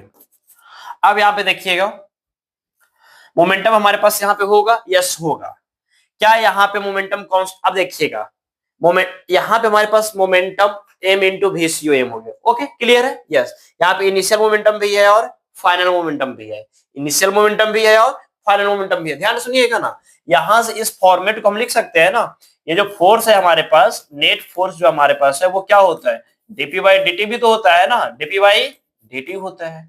अब dp बाई dt होता है तो फोर्स हमारा क्या गया, जीरो, ये जीरो हो जाएगा, तो dp हमारा क्या हो जाएगा, जीरो हो जाएगा, यानी कि हमारे पास चेंज इन मोमेंटम क्या आ गया, जीरो, और चेंज इन मोमेंटम जीरो का मतलब क्या होगा, फाइनल मोमेंटम, और इनिशियल मोमेंटम हमारा क्या हो जाएगा, सेम। अब फाइनल मोमेंटम और इनिशियल मोमेंटम सेम, और यही तो हमारा होता है कंजर्वेशन ऑफ मोमेंटम, यानी मोमेंटम कंजर्वेशन, यही तो हमारा क्या होता है, मोमेंटम कंजर्वेशन। क्लियर है, मोमेंटम कंजर्वेशन। लोग मोमेंटम कंजर्वेशन में पार्ट 2 को स्टडी करते हैं, ध्यान सुनिएगा, लोग मोमेंटम कंजर्वेशन में पार्ट 2 को स्टडी करते हैं, ठीक है ना, पार्ट 2 को ही स्टडी करते हैं मोमेंटम कंजर्वेशन में, लेकिन हमने बताया दोनों जगह पे मोमेंटम कंजर्व है, लेकिन यहाँ पे मोमेंटम होता ही नहीं है, यहाँ पे होता है, यहाँ पे हो भी सकता है, यहाँ पे इनिशियल मोमेंटम जो रहेगा वही फाइनल मोमेंटम होना पड़ेगा। अगर यहाँ पे इनिशियल मोमेंटम 10 केजी मीटर पर सेकंड है तो फाइनल मोमेंटम भी 10 केजी मीटर पर सेकंड होना चाहिए, लेकिन यहाँ पे 10 क्या नाम ही नहीं होगा मोमेंटम, यहाँ पे हमेशा मोमेंटम इनिशियल क्या होगा, जीरो, लेकिन यहाँ पे जरूरी नहीं है कि इनिशियल मोमेंटम हमेशा जीरो हो। समझ में आ रहा है क्या, समझ में आ रहा है क्या, यहाँ पे हमेशा इनिशियल मोमेंटम जीरो होगा, लेकिन जरूरी नहीं है कि यहाँ पे हमेशा इनिशियल मोमेंटम क्या हो, जीरो हो। Is it clear, is it clear, क्योंकि यहाँ पे हमारे पास velocity of centre of mass है, यहाँ पे नहीं है, यहाँ पे हमेशा इनिशियल मोमेंटम क्या होगा, जीरो। यहाँ पे हमेशा इनिशियल मोमेंटम जीरो नहीं होगा। क्लियर है? यस। अब ध्यान सुनिएगा, ये सारी चीजें जो हम स्टडी करते हैं ना, अब हम पार्ट 2 को छोड़ देते हैं, ठीक है, पार्ट 2 को छोड़ देते हैं, पार्ट 1 को लेकर के आगे चलते हैं। तो यहां से ये सारे जो चीजें हम लोग जो स्टडी करेंगे ना, स्टडी जो करेंगे कहां से, from inertial frame, from inertial frame. तो कहीं हम लिख देते हैं जो स्टडी करेंगे ना, जो स्टडी करेंगे हम लोग, जो स्टडी करेंगे ना from inertial frame, from inertial frame, inertial frame, यानी कि याद रखिएगा कंजर्वेशन ऑफ मोमेंटम में भी हम ये बात जिक्र करेंगे पार्ट 2 में कि जो कंजर्वेशन ऑफ जो मोमेंटम होता है वो हम इनर्शियल फ्रेम से लगाते हैं। इनर्शियल फ्रेम में क्यों, इसलिए इसलिए क्यों इनर्शियल फ्रेम में, इसलिए ताकि हमें न्यूटन्स का फॉलो करवाना है। अगर इनर्शियल फ्रेम से हम काम नहीं करेंगे तो फिर स्यूडो फोर्स के कारण एक और फोर्स आ जाएगा जो कि लेनी का देनी हो जाता है, ठीक है ना। तो अच्छा यही रहता है कि हम चीजें कहां से स्टडी कर ले, इनर्शियल फ्रेम से स्टडी कर ले। क्लियर है क्या? आई होप ये सारे टर्म आपको क्लियर हो गया होगा। यहाँ पे आप चाहे तो लिख लीजिएगा, इसके पास इनिशियल मोमेंटम हमेशा जीरो होगा, इसके पास इनिशियल मोमेंटम हमेशा जीरो होगा। तो हम लिख देते हैं यहाँ पे हम लिख देते हैं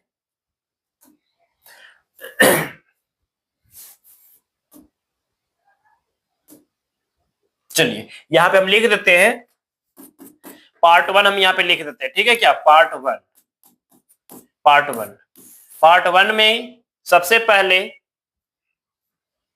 हम लोग लिखेंगे m1s1 plus m2s2 equal to 0, ठीक है क्या।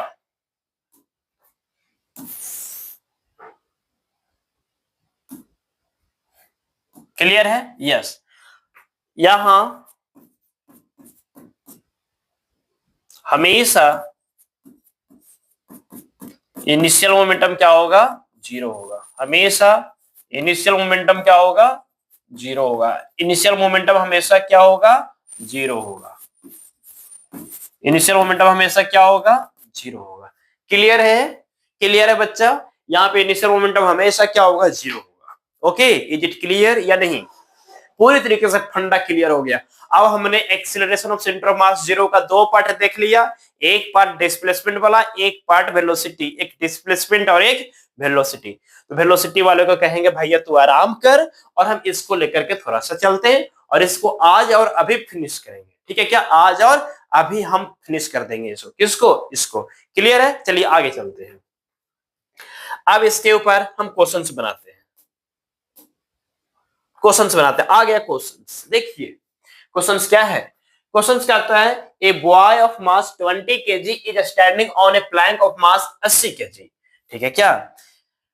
ध्यान सुनिएगा, एक बॉय है जिसका मास कितना है, 20 kg, वो खड़ा है कहां पे, 80 kg के प्लैंक पे। एक हमारा प्लैंक है ना, एक प्लेटफॉर्म है, ऐसे प्लेटफॉर्म है जो मूव कर सकता है। जैसे आप जिम वगैरह में जाते हो ना, तो जिम करते हो, वहां पे दौड़ते हो ना पकड़ करके, तो आपके प्लेटफॉर्म मूव करता है, आप पीछे जाते, प्लेटफॉर्म पीछे जाते हो, आप किधर जाते हो, आगे जाते हो। इवन एक्सीलरेटर पे भी आप देखते हो, है ना, रेलवे प्लेटफॉर्म, जिम या फिर आप क्या बोलता है, मॉल वगैरह में जाते हो तो एक्सीलरेटर रहता है, उसमें तो आप साथ साथ चलते हो। बहुत सारे लोग देखते हैं उल्टा चलता है कि नहीं चलता है। तो यहाँ पे हमने क्या किया, एक 20 kg और एक 80 kg का ऑब्जेक्ट लिया, ये हमारा 20 kg हो गया, ठीक है ना, और ये जो हमारे पास जो प्लैंक है ये हमारे पास 80 kg का है, और इसका जो लेंथ है हमारा वो 10 मीटर का, लेंथ कितना का हमारा, 10 मीटर का, ठीक है। चलिए अब क्या कहता है, plank is kept on a smooth horizontal surface, या स्मूथ हॉरिजॉन्टल सरफेस पे प्लैंक को रख दिया जाता है, बिल्कुल सही है। Now boy move from one end of the plank to another end of plank, यानी ये जो बच्चा है ना यहां से मूव करके यहां पे जाना चाहता है। ओके सर, तो बताइए find displacement of Planck and boy, तो बताइए डिस्प्लेसमेंट प्लैंक का क्या होगा। क्या ये आप जानते हो कि एक नन्ही चींटी भी एक हाथी को खींच सकता है, एक नन्ही चींटी भी एक हाथी को खींच सकता है, यस खींच सकता है। अगर वो हाथी स्मूथ सरफेस पे रहेगा, परफेक्टली स्मूथ सरफेस पे अगर हाथी रहेगा, तब वो नन्ही चींटी भी उस हाथी को खींच लेगा। समझ में आ रहा है क्या? यस। तो यहाँ पे हमने क्या किया, ये जो पर्सन है, जब इस पर्सन इस प्लैंक पे मूव करेगा ना, जब ये मूव करेगा तो प्लैंक किधर आएगा, पीछे आएगा। सर प्लैंक पीछे क्यों आएगा, ध्यान सुनिएगा, ध्यान से सुनिएगा मेरे प्यारे बच्चों, ये हमारा प्लैंक हो गया, ठीक है ना। जब आप इस पे चलोगे, जब आप इस पे चलोगे, ठीक है ना, जब आप इस पे चलोगे, ध्यान सुनिएगा, जब आप इस पे चलोगे तो आप अपने पैरों से, आप अपनी पैरों से क्या करोगे, आप अपने पैरों से क्या करो, प्लैंक को पीछे धक्का मारोगे, तो प्लैंक आपको किधर धक्का मारेगा, आगे मारेगा। क्यों? जब हम धरती पर चलते हैं ना, जब हम धरती पे चलते हैं तो हम धरती को अपने पैरों के तले, धरती को किधर फेंकते हैं, पीछे फेंकते हैं। तो धरती हमें किधर फेंकता है, आगे फेंकता है। अगर आपको लगता होगा कि आप खुद अपने फोर्स के कारण धरती पे चल पाते हो तो आप बहुत ज्यादा मूर्ख हो, ठीक है ना। क्योंकि हमें पता है कि हम लोग अपने फोर्स के कारण नहीं चल पाते, बल्कि हम रिएक्शन फोर्स के कारण चलते हैं। अगर अर्थ हमसे रूठ जाएगा, अर्थ हमसे रूठ जाएगा, कहेगा हम तुम पे रिएक्ट नहीं करेंगे, हम नहीं चल पाएंगे। समझ में आ रहा है कि हम नहीं चल पाएंगे, हम स्मूथ सरफेस पे नहीं चल पाएंगे। इसका मतलब होगा प्लैंक और बॉय के बीच हमारे पास फ्रिक्शन प्रेजेंट होगा, इसके बीच हमारे पास सरफेस के बीच में फ्रिक्शन प्रेजेंट होगा, लेकिन यहाँ पे फ्रिक्शन प्रेजेंट नहीं है। अब हम जब इधर चले, जब हम इधर चले, ठीक है, तो ये भी तो अलग ऑब्जेक्ट है, ये तो ग्राउंड है नहीं, ये तो केवल प्लेटफॉर्म हुआ। अब ये प्लेटफॉर्म हो जो कि ग्राउंड पर रखा हुआ है। अब इसको क्या कर रहा है, ये पर्सन इधर की ओर फोर्स लगा रहा है, इधर की ओर फोर्स लगा रहा है, तो इधर की ओर फोर्स लगा तो प्लैंक किधर आएगा, पीछे आएगा, और ये पर्सन किधर जाएगा, आगे जाएगा। समझ में आ रहा है क्या? यस, कुछ इस तरीके से हो रहा होगा, ध्यान दीजिएगा। अब ये हमारे पास एक प्लेटफॉर्म हो गया, ठीक है, प्लैंक हो गया। अब यहाँ पे ये जो फिंगर है मेरा, ये आगे जाएगा, देखिए तो पेज जो हमारा पीछे आएगा। समझ में आ रहा है? कुछ इस तरीके का फिनोमेना हो रहा है। अब क्या कहता है, आगे पढ़िए, बॉय जो है वो मूव करके इस एंड पे आ जाता है।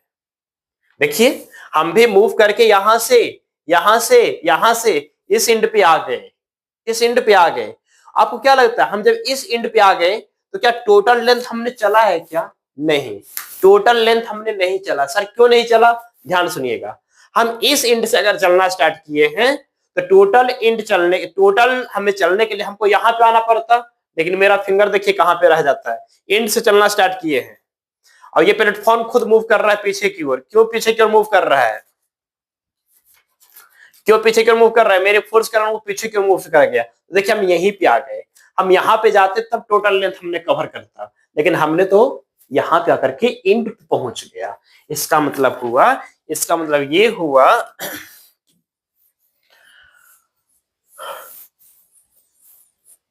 इसका मतलब ये हुआ कि जब ये बंदा इस पे चलेगा, ये बंदा किसी बंदे के पीछा करेगा, तो ये प्लेटफॉर्म पीछे आ जाएगा। किधर आ जाएगा? प्लेटफॉर्म किधर आ जाएगा? पीछे आ जाएगा। समझ में आ रहा है क्या? यस। क्यों पीछे आएगा? क्योंकि फ्रिक्शन फोर्स के कारण ये पीछे आ जाएगा, है ना। इसके बीच में क्या लग रहा होगा? फ्रिक्शन लग रहा होगा। ये फ्रिक्शन ब्लॉक के ऊपर और ये फ्रिक्शन इसके ऊपर, मैन के ऊपर, बॉय के ऊपर। ये किस पे? प्लैंक पे लग गया। किस पे लग गया? प्लैंक पे। और ये किस पे लग गया? बॉय पे। बॉय पे लग गया तो ये आगे गया, प्लैंक पे लगा तो ये पीछे गया। सर ये पीछे क्यों गया? अरे भैया प्लैंक पे अपोज करने वाला कोई फोर्स नहीं है, नीचे वाला सरफेस स्मूथ है, धरती कहेगा अरे भैया जाओ जाओ जाओ जाओ, कोई भी फ्रिक्शन नाम का कोई चीज नहीं है, इसलिए प्लैंक इधर और बॉय उधर। तो वही क्वेश्चन, जब ये इधर जाएगा, जब ये बॉय इधर जा रहा है तो प्लैंक वाला एंड भी इसके तरफ आ रहा है, प्लैंक वाला एंड भी इसके तरफ आ रहा है, और ये एंड की तरफ जा रहा है। इसका मतलब तो क्लियर है कि ये वाला जो बॉडी, ये जो बॉय है 10 मीटर तो नहीं चलेगा। क्यों? सनम तुम भी मेरे तरफ आओ, हम भी तुम्हारे तरफ आए, तो क्या टोटल डिस्टेंस चलना पड़ेगा क्या? नहीं ना, वो भी तुम्हारी तरफ आ रहा है, तुम भी उसकी तरफ ही जाना चाह रहे हो। हाँ, अगर वो अपनी जगह पे रुकल है, तुम जाना चाह रहे हो, तब आपको टोटल डिस्टेंस ट्रेवल करना पड़ेगा। क्लियर है? यस सर, यहां तक तो क्लियर हो गया। अब यहां तक क्लियर हो गया तो चलिए आगे चलते हैं, आगे चलते हैं। अब थोड़ा हम डायग्राम इस तरीके से बनाते हैं। चलिए अब हम क्या करते हैं, फिर से इस डायग्राम को हम कवर कर लेते हैं, ठीक है।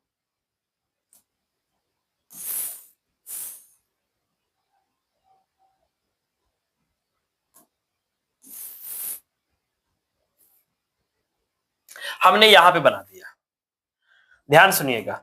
हमने मान लिया ये जो ब्लॉक है, ये जो ब्लॉक नहीं सॉरी जो मैन है, ये यहां पे पहुंच गया, मैन यहां पे पहुंच गया। जब मैंने यहाँ पे पहुंच गया, ठीक है ना, मैंने यहाँ पे पहुंच गया हमारा, तब ये वाला जो इंट है, ये यानी कि जो हमारा प्लैंक यहाँ था वो प्लैंक हमारा यहाँ पे आ गया, यानी कि ये इंट यहाँ पे, यानी कि इतना हमारा डिस्प्लेसमेंट आ गया प्लैंक का। और ये किधर मूव कर गया? इस डायरेक्शन में मूव कर गया, ठीक है क्या, इस डायरेक्शन में मूव कर गया। आप अपनी तरफ से आप डायरेक्शन उल्टा भी मान सकते हो, ठीक है ना, बट छोड़ दीजिए, जब आप इधर चलोगे ना, बहुत सारे लोग पढ़ाते हैं, आपको कंफ्यूजन होगा, लेकिन मेरा क्लियर रहेगा। जब तुम इधर चलोगे ये आएगा, क्लियर है क्या, जब तुम इधर चलोगे ये आएगा। क्यों? जब तुम मंजिल की ओर चल पड़ते हो तो मंजिल भी तुम्हारे तरफ आ जाता है। जब तुम मंजिल की तरफ चलने की कोशिश करते हो तो मंजिल भी तुम्हारे पास आ जाता है, ठीक है, तुम्हारे पास आने लगता है। तो जब हम इसके तरफ गए ना, तो देखिए यहाँ पे ये जो डिस्टेंस था, ये वाला बंदा यहाँ से चलना स्टार्ट किया और यहाँ पे आकर के एंड पे पहुंच गया। इसका मतलब अगर ये प्लैंक रुका हुआ रहता तो इतना चलना पड़ता और इसको, लेकिन इसने क्या किया, यहीं पे आकर के एंड पे पहुंच गया। क्लियर है?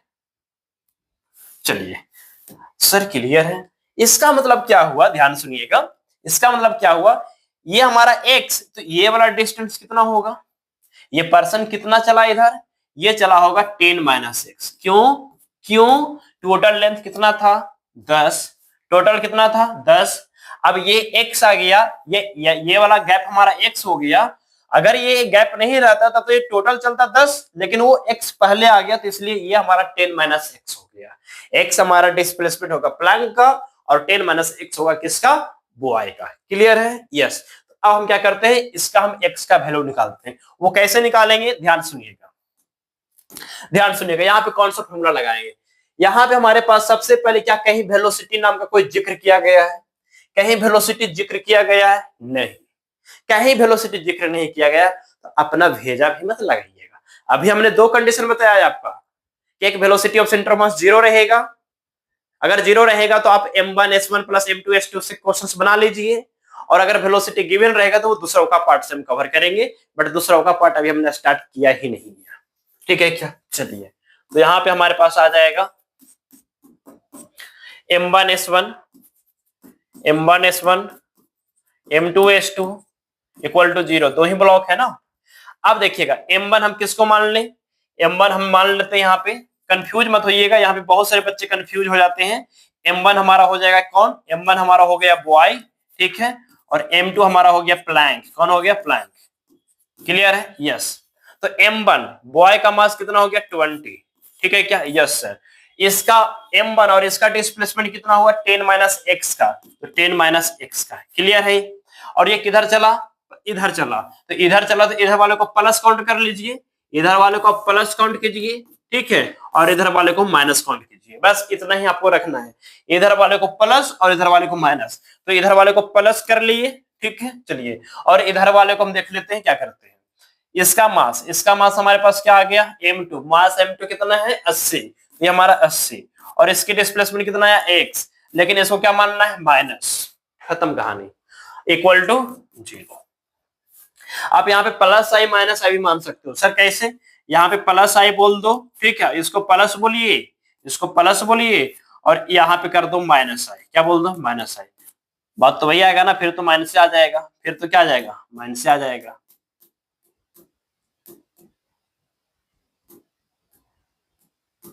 क्लियर है ना? हमने क्या बोला, इधर वाले को माइनस बोल दीजिए तो माइनस आ गया, उधर वाले को क्या बोल दीजिए? प्लस, तो प्लस आ गया। क्लियर है? या फिर आप ऐसे बोल सकते हो कि 20 इंटू में 10 - x, और ये आई कैप लगा लो, फिर प्लस में 80, और x आया, और x किधर आया? माइनस आई में आया, इक्वल टू 0। फिर आई को फिर से हटाना ही पड़ेगा, फिर से आई हटा लीजिए, कॉमन लेकर उधर डाल दीजिए, 0 हो जाएगा।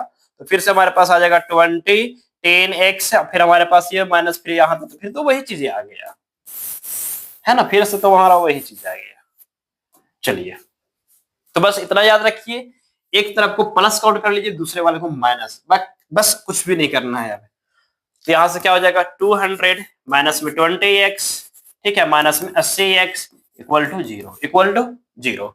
अब यहाँ पे देखिए क्या होगा, यहां से हमारे पास हो जाएगा ये हमारा 100 हो जाएगा, 100x उधर जाएगा तो प्लस 100x 200, यानी x equal to 2 metre, x equal to 2 metre, यानी कि इसका मतलब x इक्वल टू ये हमारा 2 मीटर आया।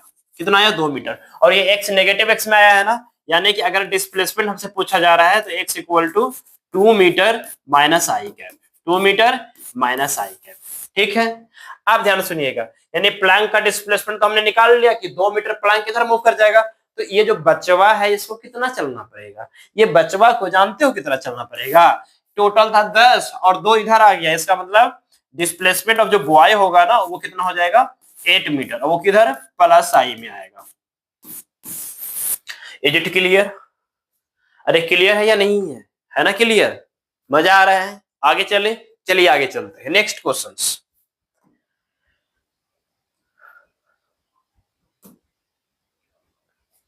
चलिए ध्यान दीजिएगा, ये भी वही क्वेश्चन है सेम। यहाँ पे क्या है कि एक ही एंड पे दो बॉय है, एक ही एंड पे दो बॉय है, ए और बी। ठीक है, ए का मास है 10 केजी, बी का मास है ए का मास है 20 केजी, बी का मास है 10 केजी, और प्लैंक का मास हमारे पास कितना है? 100 केजी हो गया।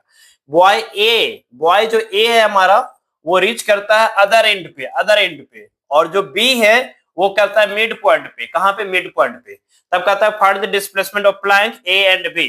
ठीक है क्या? चलिए, और लेंथ कितना है? लेंथ नहीं दिया, चलिए लेंथ हम 10 मीटर मान लेते हैं, लेंथ हमारा 10 मीटर होगा। ठीक है क्या? यानी ए जो है यहाँ पे आ जाता है और बी हमारा मिड पॉइंट पे आता है, तो बताइए डिस्प्लेसमेंट ऑफ बॉय, ठीक है ना, डिस्प्लेसमेंट ऑफ प्लैंक और ए और बी दोनों का डिस्प्लेसमेंट सिंपल है, एक का निकालने का तो सबका निकल जाएगा भाई। अब देखो क्या करना है यहाँ पे,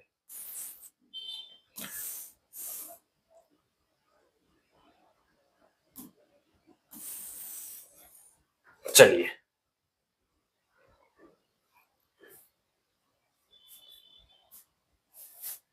ठीक है, ठीक है, यहाँ पे नहीं बन पाया बच्चा, कोई बात नहीं।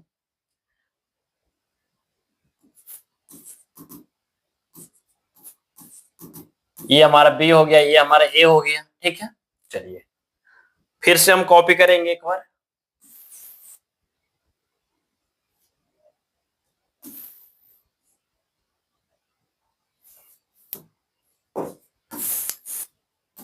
क्लियर है? यस। आप ध्यान दीजिएगा,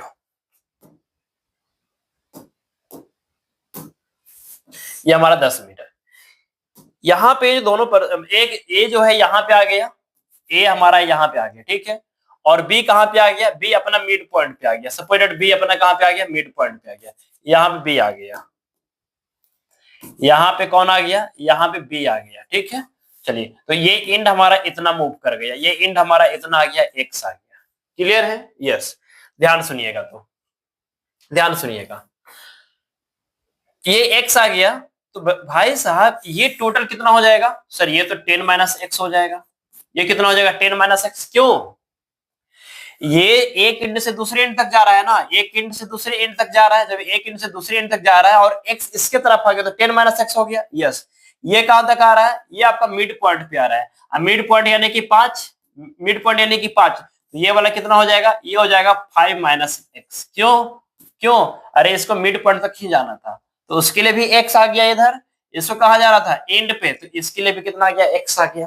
क्लियर है? बस खत्म कहानी। अब इसमें क्या करना है आपको? M1 S1, M2 S2, M3 S3, M3 S3 equal to 0। M1 फिर से इसको M1 काउंट कर लेते हैं, ये हमारा M2 हो गया और ये हमारा M3 हो गया। तो M1 किसको माने? A को, इसका मास हो गया 20। ठीक है क्या? और इसका डिस्प्लेसमेंट S1 20, A हमारा ये हुआ, अब B हमारा ये, तो ये किधर गया? इधर। कितना? 10 माइनस एक्स, तो 10 माइनस एक्स। हम क्या बोले? इधर वाले को पॉजिटिव काउंट कर लेना है और इधर वाले को नेगेटिव काउंट कर लेना है। बस प्लस आई माइनस आई की फॉर्म में भी आप कर सकते हो। तो ये हमारा प्लस हो गया। फिर अब देखिएगा M2S2, M2 किसको माने हो? 10 केजी वाले को, यानी B को, तो ये 10 हो जाएगा। ठीक है, और इसका डिस्प्लेसमेंट इधर आया कितना? 5 माइनस एक्स में। M3 यानी कि प्लैंक, इसका मास कितना है? 100, और इसका डिस्प्लेसमेंट कितना आया? x, किधर? इधर आया, तो माइनस इक्वल टू 0। अब सोल्व कर लीजिए, आ जाएगा आंसर। यहां से हमारे पास आ जाएगा 200 माइनस 20x, ठीक है।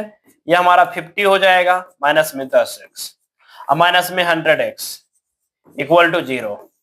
सोल्व कर लीजिए, ये हमारा 200 और ये 50, 250 आ जाएगा क्या, 250 -20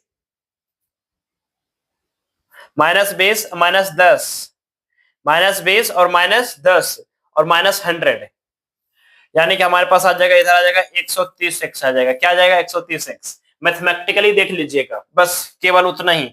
और ये से ये कैंसिल हो जाएगा तो x इक्वल टू 25/13, यानी कि अप्रोक्स 2 मीटर, अप्रोक्स 2 मीटर। कितना डिस्प्लेसमेंट आ जाएगा, 2 मीटर आ जाएगा। अगर ये 2 मीटर आ जाएगा तो बी का ए का डिस्प्लेसमेंट कितना आ जाएगा, अगेन 8 आ जाएगा। और इसका कितना आ जाएगा, है ना, 2 मीटर इधर आ गया तो इस इंच तक जाने के लिए 8 और इसको आने के लिए 3 आ जाएगा, खत्म कहानी। क्यों, ये 5 आ गया तो 5 माइनस 2 कितना आ जाएगा, 3 आ जाएगा। क्लियर है क्या। हमें लगता है कि अभी इस तरीके का अगर क्वेश्चन आएगा तो आप बना डालोगे, है ना, बना डालोगे ना।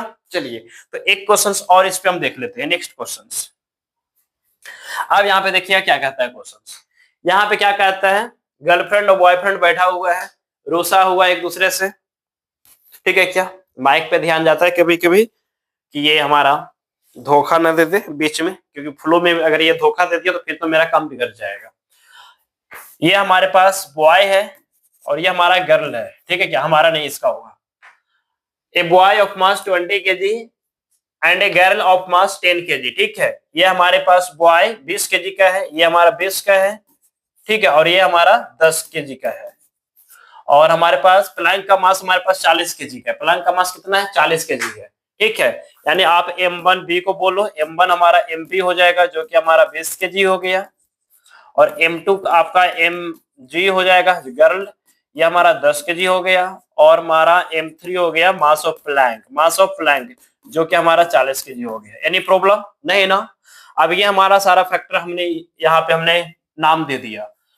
यहाँ पे हमारे पास now and the girl and the point of the plane इतने इतने and find displacement of plank. क्या समझे, boy and girl meet at mid point, कहां पे, मिड पॉइंट पे मिल जाता है, यानी कि यहाँ पे मिल जाता है, मिड पॉइंट पे मिल जाता है। तो बताइए डिस्प्लेसमेंट प्लैंक का कितना होगा। क्या लेंथ नहीं है, चलिए 10 मीटर मान लेते हैं, लेंथ हम 10 मीटर मान लेते हैं, लेंथ हम 10 मीटर मान लेते हैं, ठीक है क्या। चलिए तो कहां पे मिलेगा भाई, ये आपका मिड पॉइंट पे मिलेगा। कहां पे मिलेगा, मिड पॉइंट पे मिलेगा। तो मिड पॉइंट पे मिलेगा, चलिए अगर ये मिड पॉइंट पे मिलेगा तो इसको हटाइए भाई, मिड पॉइंट पे आके मिलो, अब मिलो और मीटिंग करो कि हम मेरा दिल क्यों तोड़ा, हमने तुम्हें ऐसा बोला था क्या, हमने तुम्हें तो ऐसा बोला नहीं था, फिर तुमने ऐसा क्यों बोल दिया, क्योंकि तुमने वैसा बोला था, हमने वैसा क्यों बोला था, तुम्हें तो बोलने के लिए मजबूर किया था, हम कब बोलने के लिए मजबूर किए थे, हम मेरा दिल क्यों तोड़ा, अब तोड़े हो दिल तो आओ मिलो एक दूसरे से मीटिंग करो। समझ में आ रहा है क्या। ये उसको ब्लेम कर रही है, उसको ब्लेम कर रहा है, ये कह रहे हैं ना हम अपना गलती नहीं मानेंगे, हम अपना गलती नहीं मानेंगे, ठीक है, हम अपना गलती मानो तुम, मैं अगर तुम मुझे गलती कहो, गलत कहोगे, हम छलांग मार देंगे, हम छलांग मार देंगे, तुम फिर अपना मूव करते रहना इस पे। समझ में आ रहा है क्या। तो यहां से हमारे पास क्या हो जाएगा, ये दोनों मिड पॉइंट पे आ गया। अब दोनों मिड पॉइंट पे आया तो कैसे कैसे आया, ये ध्यान से सुनने की बात है। थोड़ा सा हमें यहाँ पे फोकस करना है कि ये हमारा जो एंड है, ये हमारा एक्स मूव किया, कितना मूव किया, एक्स मूव किया, ठीक है, यस। अब ये गुस्से से तो लाल है, ये तो ऐसे ही लाल है, ये गुस्से से और लाल हो जाएगी, ये गुस्से से लाल और हो जाएगी। क्यों गुस्से से लाल हो जाएगी, कहेगा कहेगा कि तुमको तो इतना ही चलना पड़ा, हमको तो यहां से लेके यहां तक चलाना पड़ा। कहेगा ये, अरे भाई ये मिड ही पे तो आए हैं, ये अपना दिमाग लगाएगा, लड़का लोग अपना दिमाग लगाएगा। ये क्या कह रहे भाई, तुम भी मिड पॉइंट पे आए हो और हम, तुम भी मिड पॉइंट पे आए और हम भी मिड पॉइंट पे, तो कैसे तुमको ज्यादा चलना पड़ा। ये कहेगा हम फिक्स पर क्या आए हैं, ठीक है। ये कहेगी क्या, हम फिक्स पर क्या आए हैं, ये कहेगी कि हम फिक्स पर क्या आए, तो हमको तो मिड पॉइंट इतना होता है, लेकिन हमको तुम तो बुला लिया यहाँ पे। ये कहेगा हम भी तो मिड पॉइंट पे आए हैं। इसका मतलब क्या हुआ, मिड पॉइंट पे आने के लिए ज्यादा किसको चलना पड़ेगा, बॉय को कि गर्ल को। सर मिड पॉइंट पे आने के लिए ज्यादा गर्ल को चलना पड़ेगा। भैया तो गुस्सा से लाल ना होगी ना, कहीं सैंडल उंडल निकल गया ना भैया, तो फिर इसका गाल लाल लाल हो जाएगा। बना देते हैं थोड़ा सा लाल लाल मस्ती के लिए, नहीं सफेद हो गया लाल लाल हो गया, थोड़ा सा लगा है, ठीक है। अब गुस्सा से इसका भी मुंह लाल हो गया। अब देखिए, ठीक है, मस्ती हो गया ना। अब आ जाता है कॉन्सेप्ट पे। ये इधर एक्स आया, इसका मतलब क्या हुआ, ध्यान सुनिएगा। ये वाला तो मिड पॉइंट ही है, यस, ये तो मिड पॉइंट ही है, लेकिन इसको कितना चलना पड़ा, एक्स्ट्रा एक्स चलना पड़ा। ध्यान सुनिएगा, क्यों? प्लैंक भी मूव कर गया ना।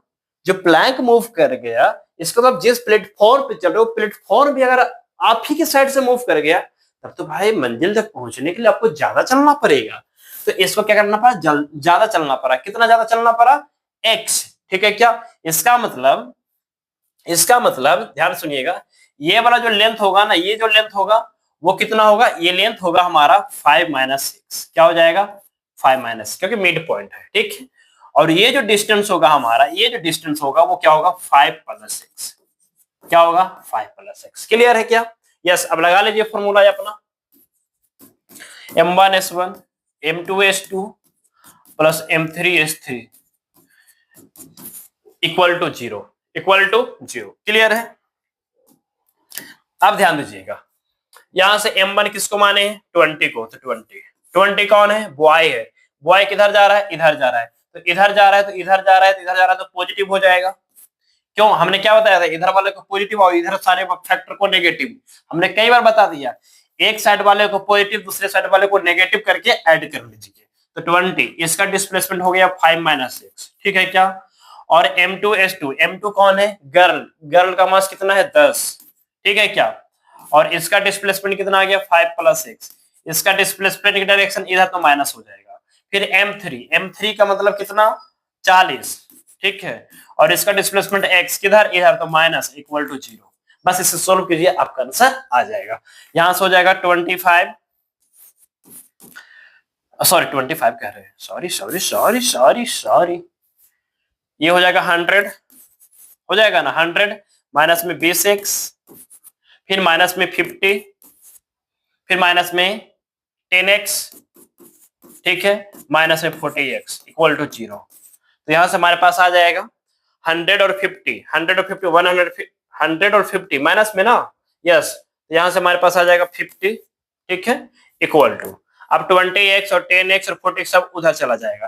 तो 10 और ये 30 और 40 70 हो जाएगा, 70x। तो x इक्वल टू हमारे पास आ रहा है 5/7 मीटर, 5/7 मीटर। क्लियर है क्या? क्लियर है? तो आज की क्लास हम समाप्त करते हैं, लॉन्ग हो चुकी है, ठीक है ना।